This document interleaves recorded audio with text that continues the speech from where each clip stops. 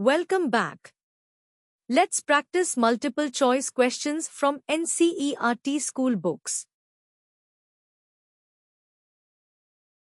Which of the following provisions were not under the Indian Independence Act, 1947? 1. The Act provided for the creation of two independent dominions, viz. India and Pakistan. 2. It provided for the partition of Punjab and Bengal. 3. The princely states were free to join India or Pakistan or remain independent. 4. The British government was to exercise authority over the tribal areas. A. 1 and 2. B. Only 4. C. 2 and 3. D. 3 and 4. Answer is option B. Only statement 4 was not under the provisions of Indian Independence Act, 1947.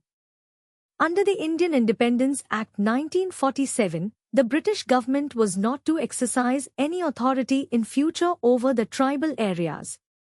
Any treaty or agreement in force, at the time of passing of this act, between British government and any tribal authority also lapsed.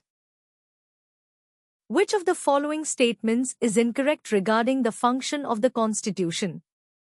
A. To provide a set of basic rules that allows for minimal coordination amongst members of a society. B. To allow all the members of the society to make decision. C. To set some limits on what a government can impose on its citizens. D. To enable the government to fulfill the aspirations of a society. Answer is option B. Statement B is incorrect regarding the function of the Constitution because it does not allow all the members of the society to make decision.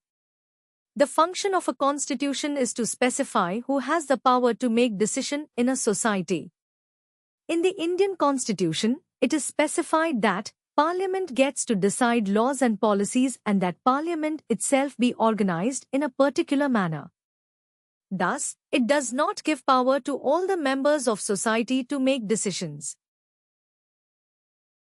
Thank you and practice more number of multiple choice questions to get good clarity on each topic.